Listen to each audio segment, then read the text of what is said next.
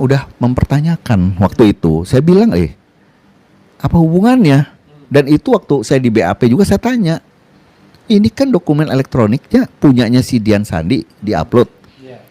Kenapa Pak Jokowi yang marah? Kan aneh. Tuyul dulu. Nah, ini dulu ada tuyul yang beda nasib. Ada yang ke pra-peradilan, ada yang ditinggal lah. Jadi supaya jangan sampai ada yang merasa tertinggal. Ayo kita bersama-sama. Musuh kita ada di luar sana. Musuh kita adalah ijazah palsunya Jokowi, ya. Bukan kemudian musuh kita ada di dalam ini. Jadi kalau ada di dalam, nanti ada di dalam. Musuh kita yang bergambar ini. Nah, itu ya. Sekian, terima kasih. Mas Didit ini adalah ahli yang kami ajukan pada waktu pra-peradilan pertama. Ketika kita berusaha menyatakan bahwa penggeledahan, penangkapan dan penahanan itu adalah tindakan yang tidak legal alias tidak sah, dan ternyata permohonan itu dikabulkan. Dan nanti kita akan tanya nih sama Mas Didit, kalau kita tindak lanjuti dengan mengajukan permohonan rehabilitasi dan ganti rugi bagaimana.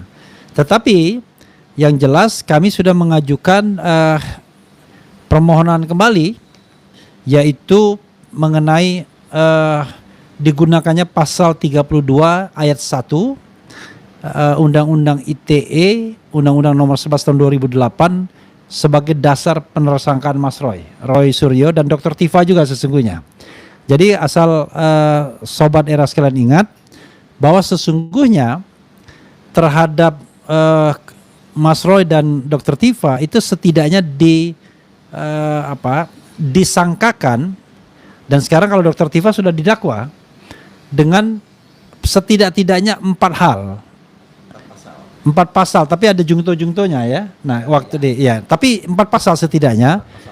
4 pasal pokok. Pertama adalah pasal fitnah 434. Kemudian kedua adalah pasal pencemaran nama baik. Ini KUHP baru ya? KUHP baru 433. Kemudian yang ketiga adalah dakwaan ketiga. Itu adalah pasal yang terkait dengan edit dokumen ITE, Undang-Undang nomor 11 2008 pasal 35 dengan ancaman 12 tahun penjara. Kalau yang tadi fitnah 3 tahun, kemudian pencemaran nama baik cuma 9 bulan. Dan kemudian pasal 32 ayat 1 sebagai dakwaan keempat, kalau kita lihat konturnya Dr. Tifa ya, itu ancaman hukumannya 8 tahun. Nah, untuk Mas Roy, setelah berhasil kemarin merontokkan keabsahan proses penggeledahan, penangkapan dan penahanan, kami tim Tokham yang terdiri dari saya sebutkan lah biar kita memberikan juga kredit point ya. Terdiri dari saya Refli Harun, kemudian ada juga Yaya Satya Negara, ada Ristan BP Simbolon, ada Erdiana, kemudian ada Abdul Ghafur Sangaji, ada Meti Nurhalisah, ada Soraya, dan ada Najmi Salsabila Gahara, ada Afandi, kemudian ada Budi Arianto dan Hilda Warokah. Ini adalah tim Tokham yang merupakan tim pribadi Mas Roy yang sudah mendampingi Mas Roy sejak kasus Stupa Borobudur 2022. Dan kami mengajukan kembali ya, saya sendiri bukan Tokham sesungguhnya. Jadi kebetulan diajak Tokham setelah Troya tak terpakai. Jadi Mas Didi ketahui bahwa saya adalah koordinator Troya, Tifa, Royce, Advocate. Tapi unfortunately rupanya mereka punya kebijakan untuk splitsing ya gitu. Setelah splitsing mereka kemudian pisah. Jadi sebagian Troya itu membela Dr. Tifa, dan memang Dr. Tifa ada TPDT, tim pembela Dr. Tifa, dan sebagian Troya itu kemudian ke Tokham. Dan sebenarnya yang Tokham itu ada juga yang ke Troya sebenarnya, tapi balik lagi ke Tokham. Jadi sekarang komandonya itu Tokham, biar kita jangan salah ya, dan Tokham itu bukan bentukan Refli Harun ya, tapi Tokham itu adalah sudah eksis duluan bahkan sebelum tim-tim lainnya. Nah, hari ini mungkin publik bertanya-tanya, apalagi sih ini Tokham ini, apalagi nih Roy Suryo ini, apalagi Refli Harun. Ingat, bukan Refli Harun tapi Tokham. Kita atau kami mengajukan 32 ayat 1 saja sebagai sebuah strategi agar ini fokus. Karena begini Mas Didit, kami berpandangan ya, kalau misalnya kita mengajukannya ini terlalu banyak, khawatirnya dalam persidangan yang speedy trial seperti ini, hakim tidak fokus dia dan gampang menolak biasanya kalau diatur terlalu banyak gitu kan. Nah, ini fokus pasal 32 ayat 1. Alasan kami adalah, ini mungkin penting juga untuk Mas Didit sebelum mengomentari lebih banyak sebagai ahli. Alasan kami adalah bahwa sebenarnya pasal ini tidak layak untuk dikenakan kepada baik Mas Roy maupun Dr. Tifa. Kita tidak melihat ada sesuatu yang memadai, yang adequate. Kami menengarai misalnya untuk dijadikan sebagai penopang penersangkaan, kan setidaknya harus ada bukti permulaan yang cukup, minimal 2 alat bukti. Kalau kita lihat surat dakwaan Dr. Tifa, apa iya itu yang dijadikan alat bukti? Kita belum bicara tentang pembuktiannya ya. Apa iya omongan itu menjadikan alat bukti untuk penggunaan pasal 32? Karena pemahaman kami nih, Mas Didit ya, ini adalah pasal yang terkait dengan kejahatan elektronik, kejahatan kejahatan dunia elektronik. Jadi dokumen elektronik. Jadi dokumen elektronik itu harus rusak, harus harus hilang dari tempat semula, harus dicuri, dan kemudian pasti diharapkan ada keuntungan ekonomi. Misalnya termasuk transaksi perbankan, kode-kode perbankan dan lain sebagainya. Ketika ini dikenakan kepada Mas Roy yang bicara 99,9% ijazah Jokowi palsu hanya dengan elah, kok rasanya sangat aneh dan rasanya tidak pada tempatnya dan rasanya tidak memadai, tidak adequate digunakan sebagai bukti permulaan untuk menersangkakan orang. Sekali lagi, pra peradilan ini tidak menguji apakah materinya benar atau salah, tapi apakah dasar-dasar penersangkaan itu memadai untuk diangkat sebagai tersangka dengan penggunaan pasal tersebut. Nah, Mas Didit, karena Mas Didit ahli pidana ya, juga ahli pra peradilan, silakan Mas Didit mengomentari permohonan kami yang saya kira Mas Didit sudah saya berikan dan sudah dibaca dengan baik, dan kira-kira poin-poin apa yang Mas Didit highlight ya. The time is yours, silakan. Oke. Baik, rekan Refli Harun. Ya, ini saya udah baca. Terima kasih. Tadi saya perlu garis bawahi dulu. Ini pra peradilan yang kedua ini berbeda dengan yang pertama. Yang pertama itu kita bisa bicara panggil saksi untuk bicara fakta yang terjadi. Apa sih? Nah, fakta-fakta yang kemarin saksinya itu kan bicara soal Mas Roy benar, wajib lapor, kemudian dia ada yang melihat waktu kejadian bagaimana penyidik-penyidik Polda masuk tanpa izin, tanpa memperlihatkan surat perintah atau penetapan pengadilan dan sebagainya. Tidak memanggil RT ketika dilakukan penolakan, ribut-ribut dan sebagainya. Itu semua fakta di mana itu akan menjadi suatu pertimbangan hukum. Tapi kalau saksi kali ini justru kita bertanya, kalau kita ini kan bicara soal penetapan pasal 32 ayat 1 Undang-Undang ITE. Nah, sebenarnya ini ada sedikit benang merahnya dengan perbuatan abuse of power-nya si penyidik. Yang pertama itu penangkapan, penahanan. Gara-gara salah satunya adalah gara-gara pasal ini. Sebenarnya tanpa pasal ini, salah satunya masih ada lagi pasal yang lain sih memang bisa. Itulah penyidik punya kewenangan melakukan penangkapan, penahanan. Yang paling penting penahanannya. Penangkapan kalau misalnya 2 kali tidak datang, dipanggil. Nah, tidak ada alasan yang patut, ya kan? Nah, ini harus hati-hati, Bang Refli. Ketika kita menguji apakah penetapan tersangka Mas Roy patut dan layak dikenakan pasal 32 ayat 1, kita batu ujinya adalah putusan MK nomor 21.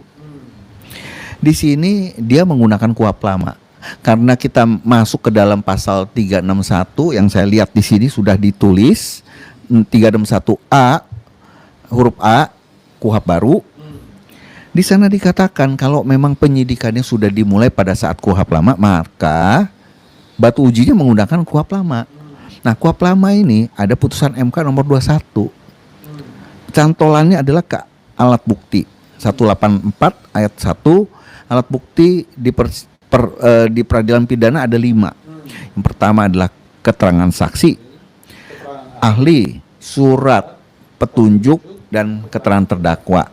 Nah, dari 5 ini yang bisa menjadi bukti permulaan ada 3, yaitu keterangan saksi, ahli, dan surat. Nah, barang bukti kalau disita sebenarnya itu kita bingung, barang bukti itu sebenarnya alat bukti bukan. Waktu dulu dia bilang bukan. Barang bukti adalah sesuatu yang menjadi terkait dengan perkara pidana itu, alat untuk menggunakan untuk yang digunakan untuk melakukan tindak pidana tersebut atau hasil dari tindak pidana. Kalau itu barang bukti. Nah, apakah bisa menjadi alat bukti? Bisa, yaitu ketika dia dilakukan penyitaan dan surat berita acara penyitaannya itu menjadi alat bukti surat. Nah, di sini ketika seseorang ditetapkan sebagai tersangka, misalnya, ini saya masuk yang gampang-gampang dulu. Jadi misalnya Mas Roy ini, dia diduga melakukan suatu tindak pidana pencurian. Pencurian ini artinya sebelum dia ditetapkan sebagai tersangka, harus penyidik tuh mesti punya saksi. Saksi ini juga bukan asal saksi. Saksi ini harus melihat dia yang melompat pagar, masuk berendap-endap ke rumah orang, kemudian mengambil laptop, apakah itu handphone, apakah itu sepeda yang tergeletak, kemudian dia lompat lagi, naik pagar lagi, lari membawa barang yang dicuri. Nah, apa sih buktinya? Buktinya yaitu, misalnya nih, ada video yang merekam kejadian itu. Nah, apakah videonya itu menjadi langsung alat bukti? Kalau mengacu kepada pasal 184 KUHP ayat 1, video itu bukan barang bukti. Tetapi video itu disita. Jadi alat buktinya berupa surat. Oke, ngerti ya. Jadi Ya. karena jenis barang bukti itu Ya. tadi ya nggak ada, ya cuma keterangan ahli, keterangan saksi, ya keterangan saksi, keterangan ahli, surat. Jadi petunjuk dan keterangan terdakwa itu 2 terakhir di pengadilan. Artinya kalau ada video ya disuratkan dulu itu ya. Ya, oke. Oke. Kemudian apalagi? Harus diperiksa sama ahli. Ahli IT. Dia melihat apakah ada AI, ada rekayasa, ya kan? Kalau itu murni video yang purely, itu menjadi alat bukti yang sah nantinya. Nah, jadi kita mesti tahu itu berarti ada 2 komponen, yaitu keterangan ahli dan alat bukti surat. Nah, kemudian adakah saksi-saksi yang melihat Mas Roy lompat? Ada, dan ada yang melihat dia bawa barang itu yang hilang. Jadi kualitas saksi harus begitu. Nah, ketika ditetapkan sebagai tersangka pencurian, tapi tiba-tiba Mas Roy itu ditetapkan sebagai bukan pencurian, ditambah pemerkosaan gitu loh. Lah, ada nggak yang melihat dia melakukan tindak pidana itu, pemerkosaan? Kan mestinya dia harus membawa seorang wanita berdua, membawa ini. Kemudian mungkin ada yang melihat bahwa wanita itu diberi minum, terus mabok-mabok, ya. Kemudian dibawa ke dalam kamar. Nah, dan sebagainya. Jadi ada saksi yang melihat. Kemudian ada kwitansi pembelian obat biusnya. Jadi segala sesuatu itu menjadi alat bukti. Nah, jadi kalau penyidik bilang, "Oh, kami udah punya 100 orang saksi." Ntar dulu, saksi apaan? Nah, punya keterangan ahli. Ahli apa? Nanti kalau yang namanya dokter hewan itu kan ahli juga. Iya. Lah tiba-tiba ada ahlinya dokter hewan, ya kan? Iya. Nah, jadi kita bingung gitu. Atau ahli perbankan, perkaranya ITE, bukannya perbankan atau money laundering, ya kan? Jadi ahli-ahli itu harus jelas ahlinya apa, bidang apa, dan harus ada bukti surat. Bukti suratnya misalnya kalau penipuan penggelapan, ya kan, adalah kwitansi, adalah cek kontan dan sebagainya. Jadi itu harus yang relevan. Nah, ada pembunuhan, bukti suratnya kan visum et repertum. Kemudian ada jasad orang mati, ya, jadinya di sana. Nah, makanya ada ahli yang mengatakan bahwa visumnya itu bilang si korban itu ditikam berkali-kali sehingga tikaman itu adalah tikaman yang mematikan. Nah, itu bisa masuk ke pasal 338 waktu dulu ya, sebelumnya itu ada KWP, yaitu pembunuhan. Tapi kalau cuma tikamannya sekali, matinya bukan ditusuknya bukan di tempat yang vital, dan meninggalnya orang itu karena kehabisan darah, itu berarti tusukan yang menyebabkan kematian. Pasalnya juga 351 ayat 3. Itu yang selalu. Jadi ketika visum berbicara lain, kemudian ada ahli yang berbicara lain, kemudian ada saksi. Oh enggak, dia sebenarnya cuma sekali nusuknya. Nah, itulah saksi-saksi yang akan, ya kan, digunakan oleh alat bukti yang digunakan oleh penyidik menentukan pasal yang tepat yang mana. Jadi kita kembali ke pasal 32 ayat 1. 32 ayat 1 ini ada namanya selengkapnya, berbunyi, ya kan? Setiap orang, ya kan? Nah, ini coba ya. Yang melakukan pengubahan-pengubahan, menambah, mengurangi, ya, suatu informasi atau dokumen elektronik, ya kan? Dan juga mentransmisikan, ya.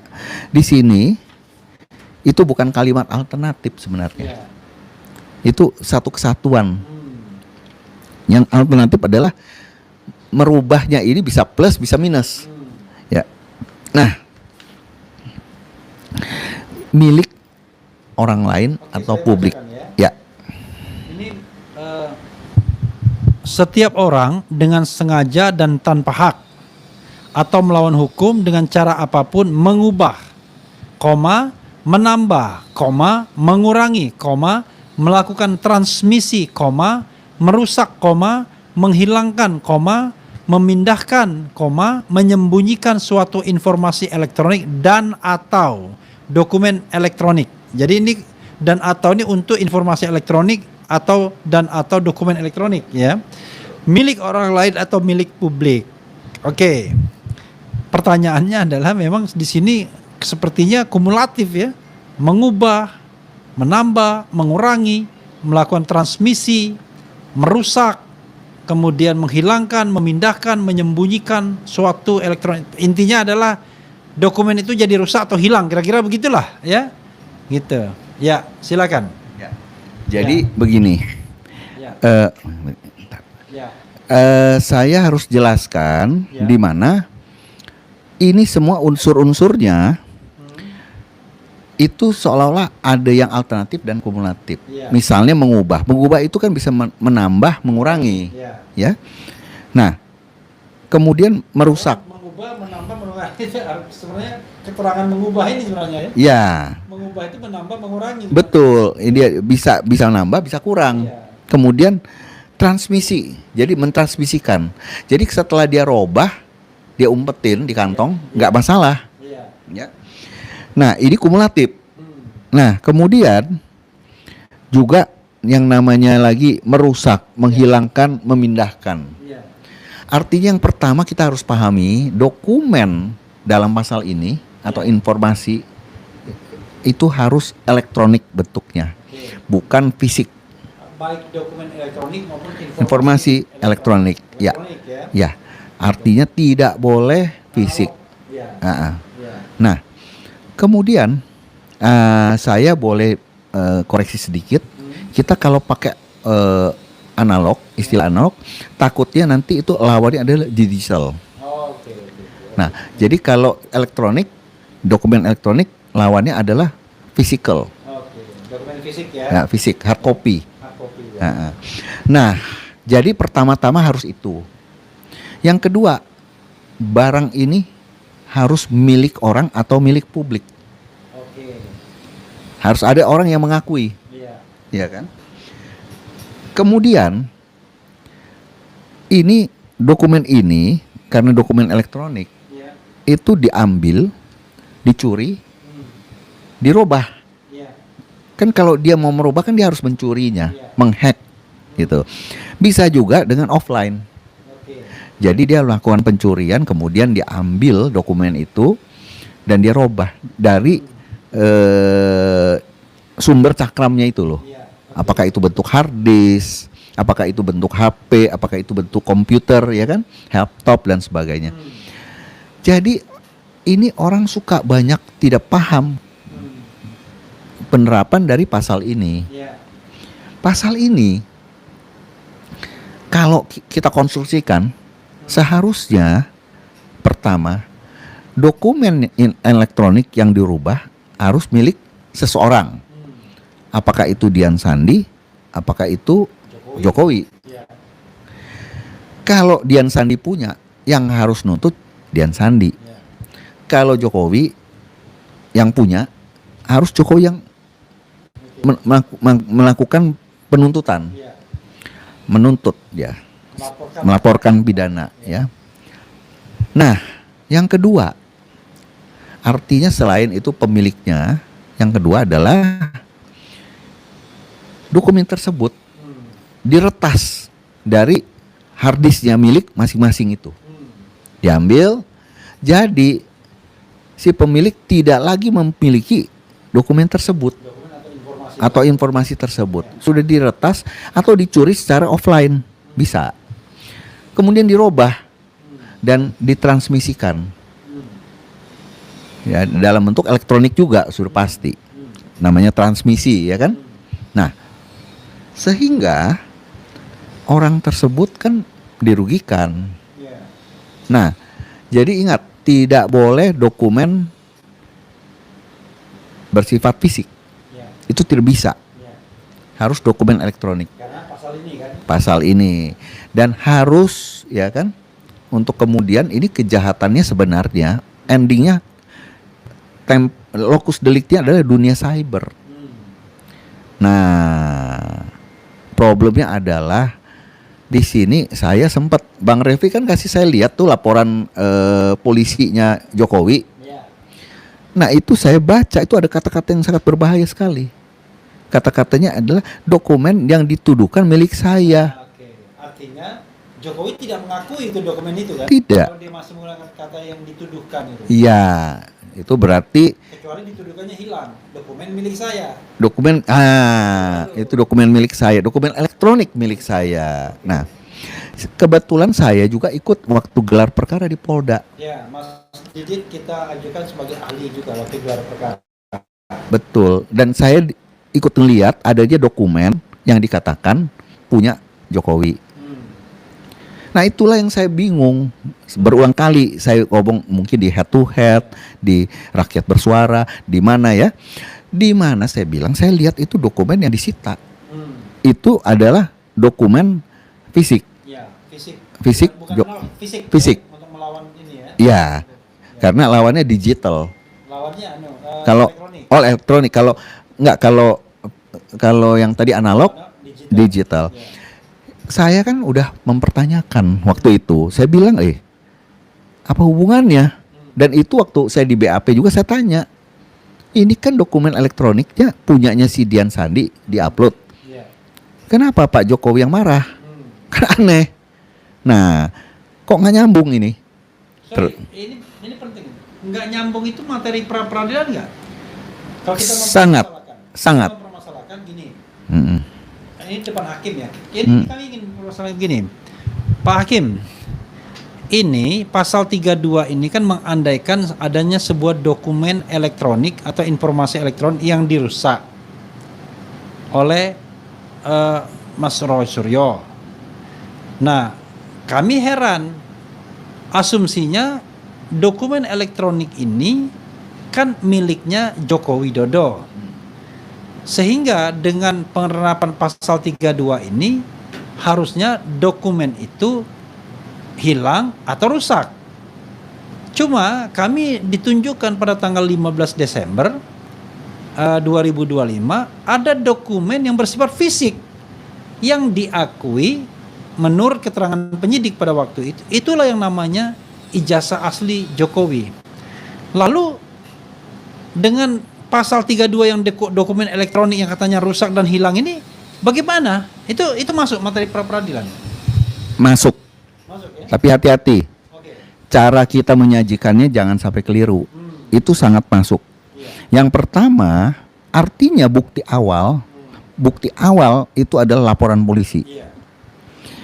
Kalau dia bilang yang dituduhkan milik saya, bukti awalnya sudah gugur. Oke. Ya. Udah gugur semua kalau begitu. Iya gugur semua. Tapi itu kan bukti awal pertamanya. Dilanjutkan, kita nggak tahu ini bukti permulaannya apa yang dimiliki. Nah, seharusnya itu dokumen elektronik itu diakui dulu miliknya Jokowi. Oke.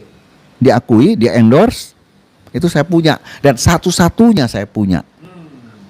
Saya nggak punya lagi. Iya. Saya tidak miliki di mana-mana pun itu. Dan gara-gara Mas Roy rusak itu dokumen atau hilang Dan itu dokumen. ternyata harusnya ada saksi yang melihat Mas Roy menghack dokumen elektronik tersebut, Atau mencuri gitu ya. mencuri, menghack dan sebagainya, kemudian dirobah. Iya. Kemudian setelah dirobah Jadi rusak. atau dihilangkan atau tidak harus rusak, Iya. pokoknya berubah.